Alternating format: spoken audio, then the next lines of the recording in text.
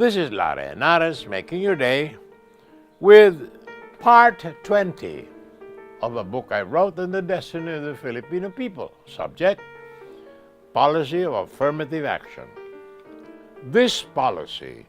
of affirmative action and the civil rights movement in the 1960s in the United States did much to ensure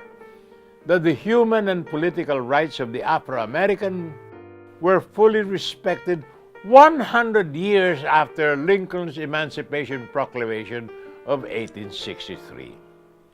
And what started as token employment of Afro-Americans metamorphosed into the fullest integration of the Afro-American into body politics and the mainstream society of the United States, as we hope to accomplish for the Muslim in our own policy of affirmative action. There is need, moreover, to recognize the role of the Muslims in struggling against Spanish and American colonialism long before and long after the Christian population came to terms with them by including a 9th ray among the 8th rays in our flag, symbolizing the first 8 provinces that rose against Spain in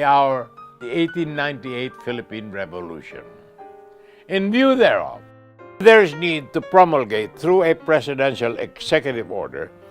an affirmative action policy for the Muslim population, giving them preferential option in the employment, in the plantilla of government contractors and entities of the national government, in educational opportunities in state colleges and universities, to the extent of the percentage of the national population, and providing a 9th ray in the flag of the Philippines to honor the role of Muslims in the struggle for independence from the Western colonial powers, to the end that at last the Muslim population be fully integrated into national polity, society, and culture, in the hope that it will be fully supported by Congress of the Philippines and legislated into law in the near future. More about this after these messages.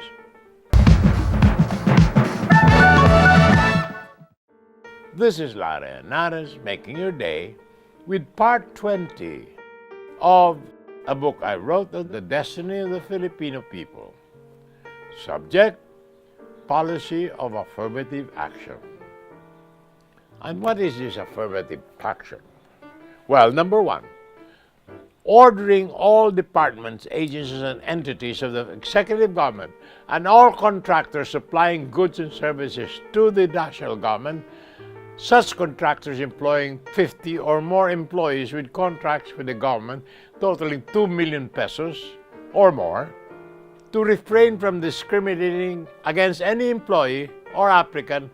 for employment because of race, color, religion, and sex.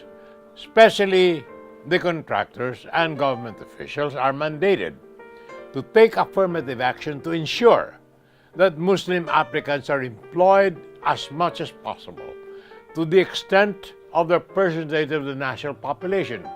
and that such action shall include but not limited to the following: employment,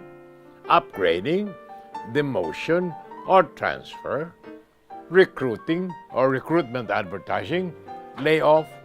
or termination, rates of pay and other forms of compensation, and selection of training including apprenticeship. Number 2, ordering all state colleges and universities to give scholarships and educational assistance to qualified students of the Muslim faith without discrimination over their sex, if possible to the extent of their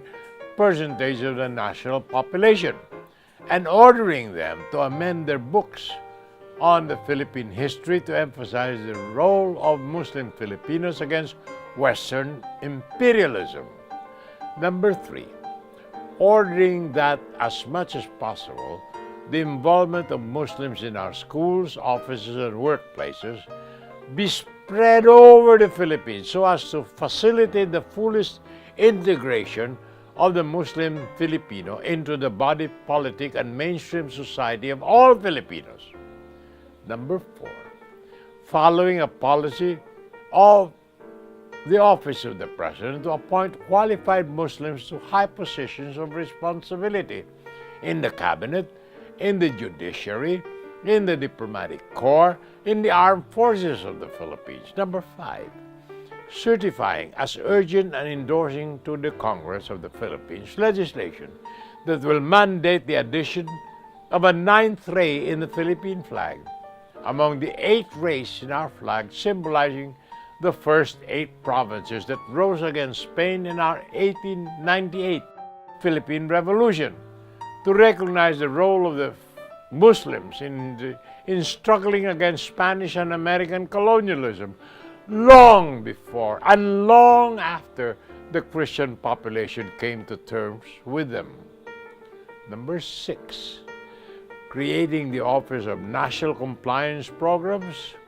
under the Department of Labor to monitor this requirement for national contractors and national government entities and to develop regulations to which all must adhere. Number 7,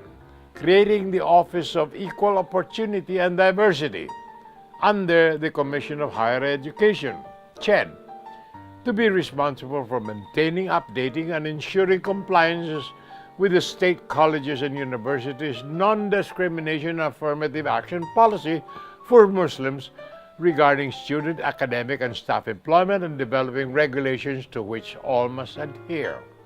More tomorrow, my dear friends. This is Lara Henares, making your day, saying good day, God bless you. Thank you very much for being with us. Till next time, hasta la bye-bye.